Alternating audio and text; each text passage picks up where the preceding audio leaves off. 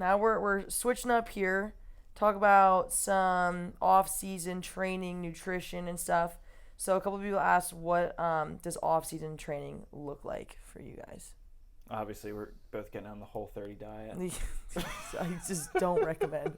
I don't recommend that at all. No. What does yours look like? Off-season training. So I kind of, it's just a lot of, it just depends on how much time you have off. This year we had a pretty good chunk off. What, October, November, December, January, February, almost 4 or 5 months total. Well, mid-March is the first international tournament. That's really far away. Rio, I think. Yeah, so for me it was like, okay, first month or two, it's about the body. Like, let's rehab the body, figure out all the things that are hurting, get them back. And normally it's like rest. Like when I was younger, it was rest and go in for treatment. This time I kind of gave my trainer full, I just gave him the body. I was like, here, what do you want to do with it? And he just started kicking my ass right away. And he's like, I'm like, the best way I can rehab you isn't to rehab you, it's to get you stronger. Joints and tendons and whatnot, they respond to load. They heal better with load rather than treatment and stuff, which I just learned. And I had some tendonitis, knee, shoulder, whatever, ankles. So we're just kind of going for it. Only like twice a week to start, and then we're ramping up to 3 times a week. But, I mean, I'm not going to get to season and be like, damn it, I've been lifting and like, you know, getting my body stronger for 3 months. Yeah. Like, that's not going to be a problem. Yeah. So, and also my trainer's always like, yeah, your schedule starts in March? Yeah, right. That's what they always say. And then you come to me in February and say, hey, I got to play in 3 weeks. And he's always pissed about it. So he's like, I'm getting you ready in right December. now. Yep. But that's kind of our strategy, and I like it. I don't want to feel like the off season is like, okay, I don't do anything. Like, nah, I'm just gonna go back to work. I personally started doing just film study. What else is there? Oh, I already started meeting with my sports psych. I'm just doing kind of personal stuff outside of the team. What else is there? Obviously nutrition and whatnot, which goes out the window for Thanksgiving and holidays is a little tricky. But generally just taking care of the body, getting back to work. There's another piece of the puzzle there that I'm missing, but I'm doing everything except for volleyball. Like, just start learning and getting better again. And so by the time season comes around, we're better off than we were when we ended season. Absolutely. Do you touch ball at all? Or are you just like totally off till? I mean, McKibben when stuff like that comes up. Yeah. USC 4-man Legends tournament. Me and Megan Kraft held it down. Took the W. Sorry about that. I set too. Stuff like that. Like, I've always said I want to play more fun ones. I played in Myrtle this year. I had to pull out a Nag's Head as my ankle. I played in Austin. Played in the USC 4-man. Yes, I'm doing it, all the Trav. fun stuff. Yeah, I'm doing it. That's exciting. Have fun with it. But no, I'm not touching the ball. But I am getting a little antsy. I'm kind of letting my body tell me, like, when I get antsy, like, I want to, like, get better. Yeah. I can tell, like, I need to give myself a little, like, so maybe, like, mid-December, I'll get out there more by myself, do some calibration reps. Yeah. And then Jan 1st, we'll probably start hitting it as a team. Yeah. But, yeah, I'm going hard. Like, body responds better when you're strong. When you're strong, your muscles are protecting all those weak areas. Yeah. So then they can actually rest and heal. It kind of sounds backwards. Yeah. Right? Like, to strengthen my knee, I'm not going to do, like, heavy squats, right? But if you strengthen all the muscles around your knee, then there's less load on that tendon. Right. Whereas if you're, like, atrophied and you've just been breaking yourself down all year, now more of that load's going on that tendon. Yep. And then, the doctor was literally explaining, like, load helps tendons. Yeah. So, like, holds, like isometric holds and stuff. Jumping will hurt it, will irritate it. Yeah. But doing holds, just like wall squats or stuff like that, Interesting. that will actually heal it. That's like my whole weightlifting program right now for the next 6 weeks is all like isometric holds. It's like front squats, 5 sets of 5 with 5-second holds at the bottom. Back squat, same thing. RDLs, trap bar, like everything. You're just like holding. So that's my big thing is I'm not touching a ball. Yeah. And I have like usually I start getting antsy if I go like 2 days without touching like the ball. yeah, you play now, all like, the time. Yeah, but now I was talking to Delaney the other day. We were walking down the Strand, and I was like, I feel no urge whatsoever to go out by that net and do anything. You know what that means? You had your first full year on the World Tour. Welcome. I was like, is this bad? Is something wrong? She's like, no, don't play. Yeah. Just take a break. So I'm just lifting. I'm lifting 4 days a week. A program I got from Christian Hartford, who left us for Oregon. So sad. One beautiful place to the next. And then just trying to put weight back on. So I started the season at 207. When I left for Chicago, I was 183. Holy Jesus. Yeah, I lost a lot of weight. Why do you think? I eat like during season, dude. Like the amount of food I eat is obscene, and like when you're on the like world tour, you can't eat. You just can't eat all that much. Yeah. Especially with COVID, and we like weren't allowed to get outside the bubbles a lot of times, and you were just sort of limited to either like what they had in these select hours, and so I just like wasn't eating enough food, and I think just like the stress of traveling and competing all the time, it adds up. Yeah. That's a good thing to note. Yeah. Because, like, I mean, I'm on my, 7th year on the World Tour or whatever. My weight fluctuated, 4 pounds this year. Yeah. Which is, I've fluctuated before, but, for some reason this year, I stayed right. 200, 203, 98 maybe. Yeah. But, yeah. And I haven't been that light since I was, a junior in college.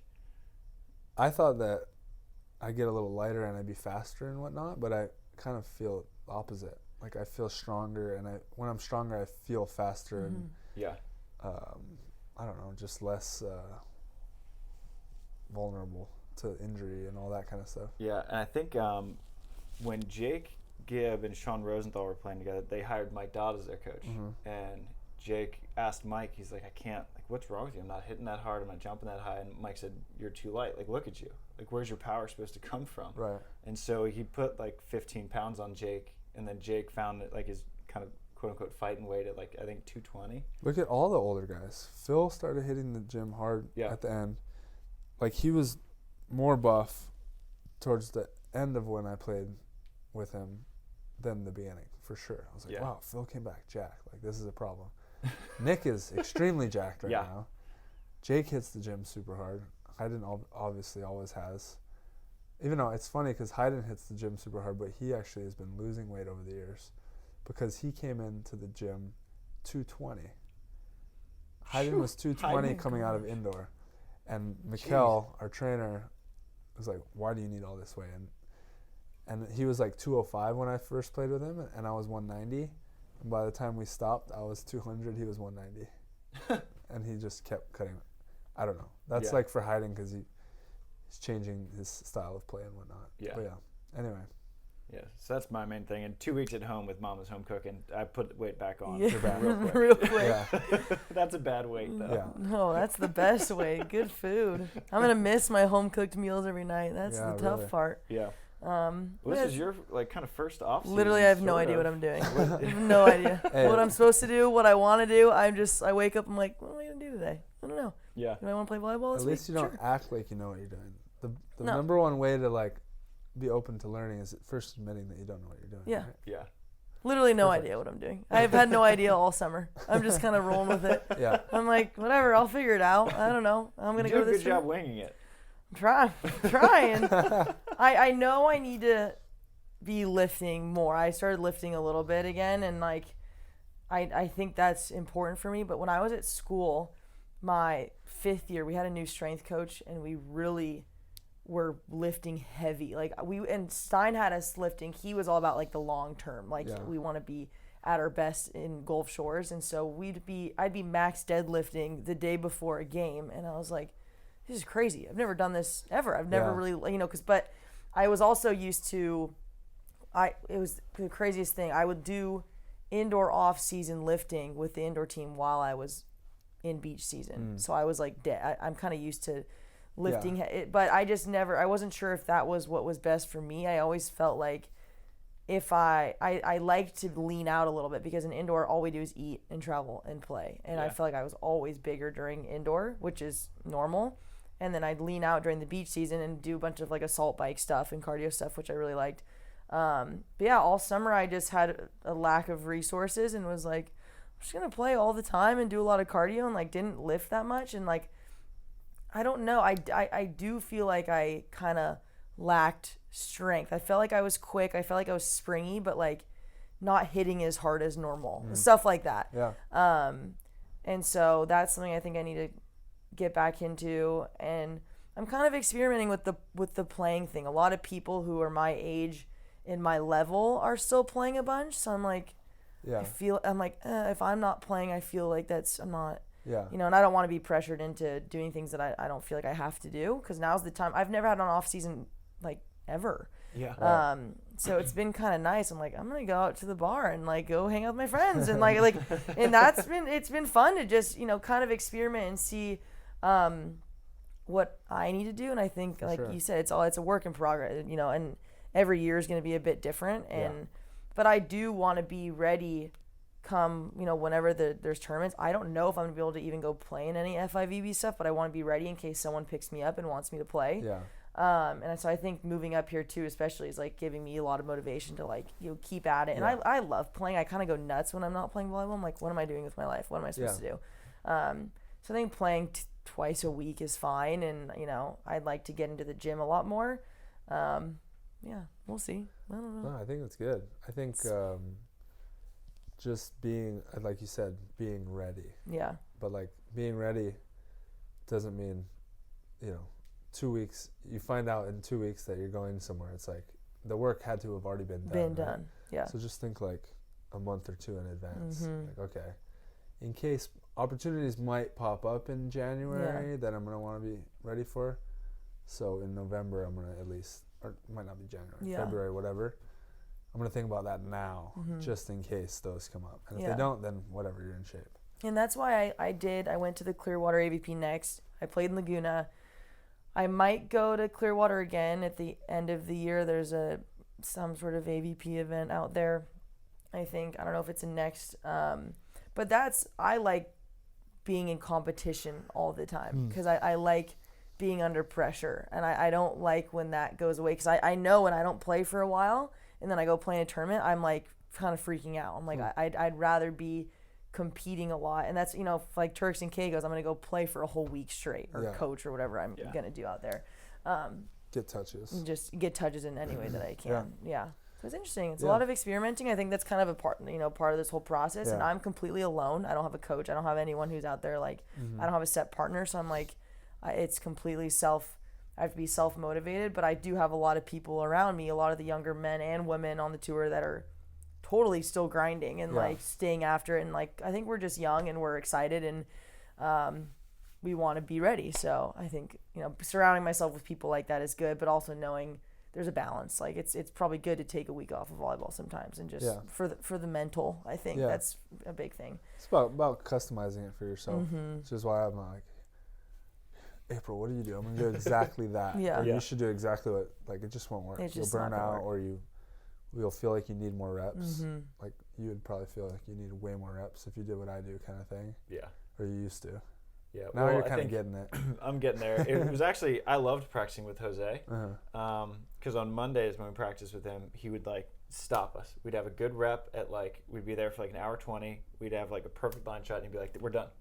And me and Tim would be like, no, we want to do more. He's like, no.